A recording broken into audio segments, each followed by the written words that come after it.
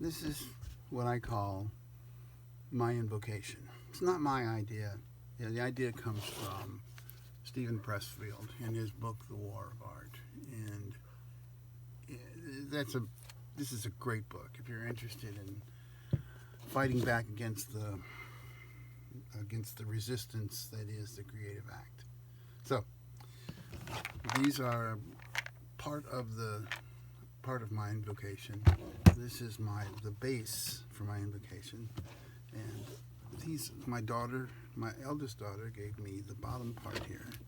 My youngest daughter gave me this part, and the top part is a quilt square that wasn't used from my son's birth quilt.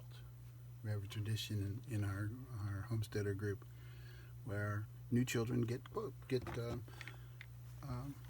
nice birth quilts.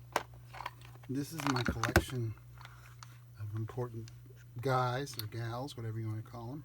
Each one has significance for me. I like the fact that this guy can't stand up properly. He's kind of a buffoon. I need to fix him a little bit. Of course, you need a direction anytime you write, and the Muse gives you a direction.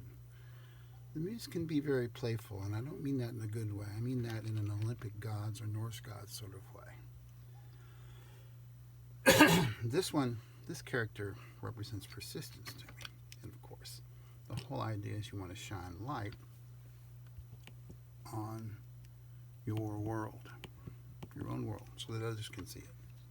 Now, I have another compass here, and what I think that represents is the actual writing process.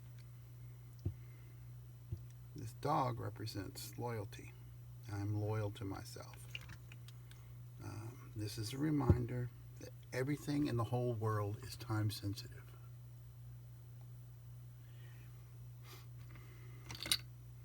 Some people might object to the army guy, but I like him because they're part of my own childhood, and they represent courage to me. This is a broken, I think it's a needle for punching, or an awl punching through leather, just broken. But this represents the power of the world around you, and of peoples who have been before you. This stone I got from a special place, and it has a special memory. So I rub that, sort of invoke that. These two balls represent the fact that, it's a game. All of this is a game that you can play, and sometimes you just play it by yourself, but you bat the things back and forth between yourself and your writing self. Then, of course, oyez, oyez, thus begins the writing for today. And then, here is my invocation.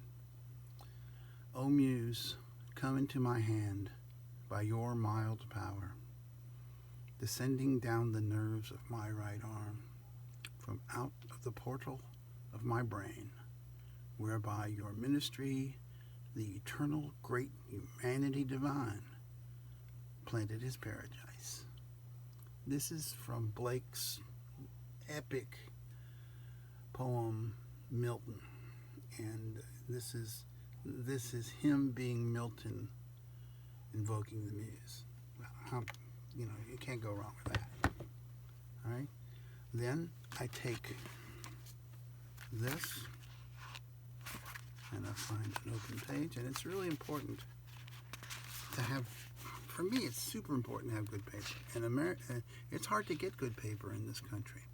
If you don't have it, that's okay. If it doesn't matter to you, that's fine. But oftentimes what I'll do is I'll write for 10 minutes, maybe 15. And I don't obsess about it. It is whatever it is. Sometimes if I have to stop and breathe a little bit, that's what I'll do. One thing that I do is, of course, I use a good pen. This is a very good pen. You can't invoke the Muse with crappy tools.